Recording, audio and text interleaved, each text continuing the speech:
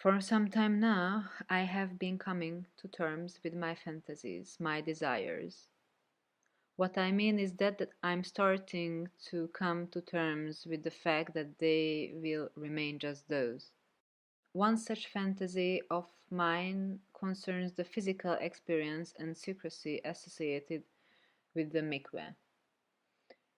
In earnest, my fantasies regarding this have always remained superficial. I never did do anything to make them a reality, so they have always remained stuck somewhere between fantasy and wistfulness.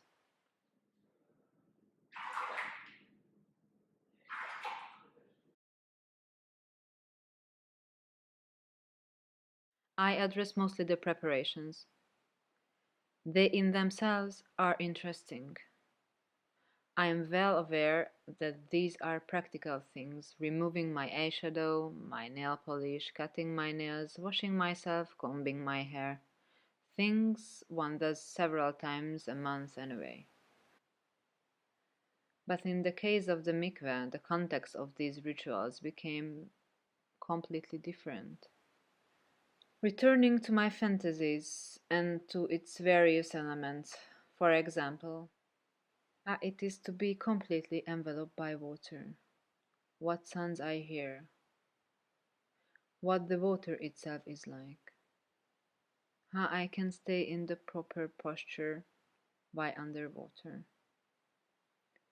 For example, by spreading my fingers as during the blessings of the bread or the morning hand washing, or making sure that truly nothing comes between my body and the water, nothing which separates me from it, not even a tangled lock of hair.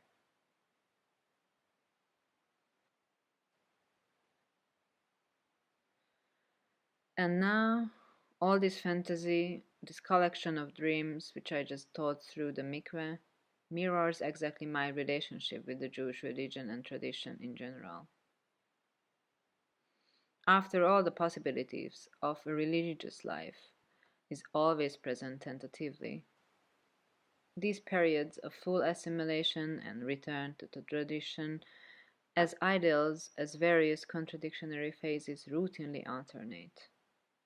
Come to think of it, this is fairly typical thing in the case of those who were not born into the tradition but rather connected with it out of their own individual will. But I must add, my relationship with the tradition, as in the case of the mikveh, is a part of a fantasy package, which I do not intend to fully realize, partly because it would be impossible anyway, but partly because what then would become of the fantasizing itself? One can come back and reconnect to the lost tradition, but I cannot invent a new tradition based on my own inclinations. As per definition, a tradition can only be inherited. It is constructed through the work of generations and cannot be created post factum. But let me note, however, that everyone I spoke to recently, be they caretakers of the mikveh or other community representatives, have given me considerably conflicting answers as to whether I, in my current state, am allowed to use the mikveh or not. Indeed, the mikveh is a place I wanted to go into, but never was allowed. Only now, as an artist, could I go to document the place in preparation for my work. The fact that I cannot use this specific place has very clear reasons. With this, I cannot argue.